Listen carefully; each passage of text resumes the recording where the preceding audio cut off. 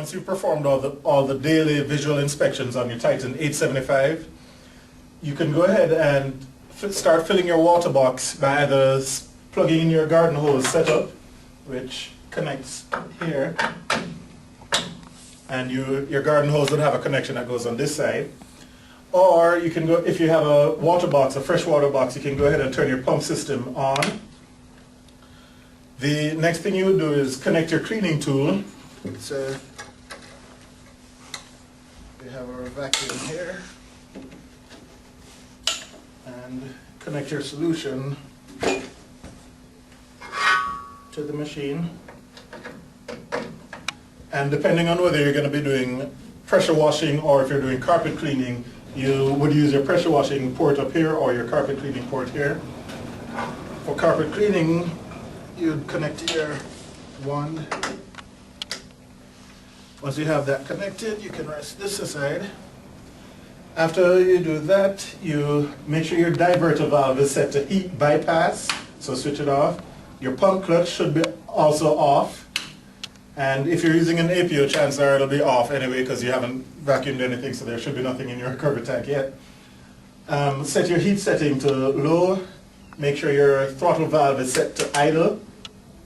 And once you have all of those set, you can go ahead and start the machine by pressing the start button. Press it until the machine starts. Allow it to warm up for about 1 or 2 minutes. Once you've started the machine and the machine is warmed up, then you'll want to go ahead and go to the settings. We recommend you refer to page 3-6 of your service manual to figure out what settings you'll be using for what type of configuration. So a guy might be using 3 ones or 2 ones, whatever the situation, and you're doing upholstery. You need to figure out what settings you need before you start the machine. You don't want the machine running and burning gasoline while you're trying to figure out which setting you're going to be using. So go ahead and set your settings. Your throttle is probably the first thing you're going to end up adjusting. Set it to low, medium, or high. You never want to run the machine pulling vacuum at idle. It will cause damage to your truck mount. So go ahead and set your throttle setting to whatever you're going to be using. You'll also want to set your pressure selector.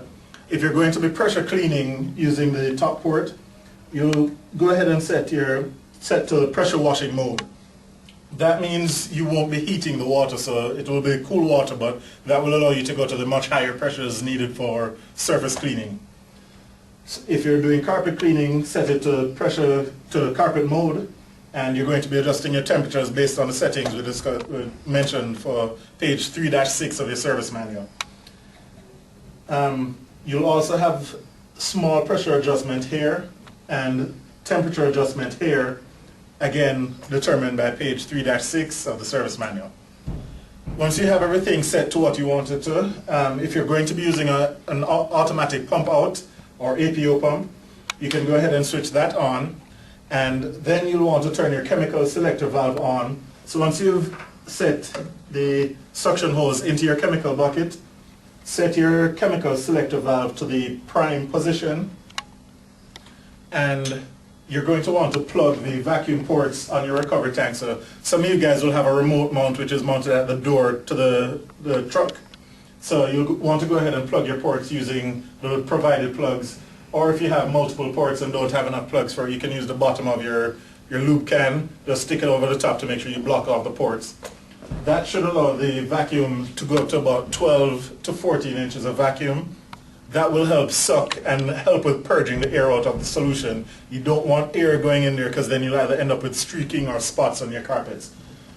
Once the chemical is purged and all the air bubbles are out, you can switch the chemical selector valve to on, or the chemical switch valve to on, and then you'll adjust it using your chemical metering control, this knob right here.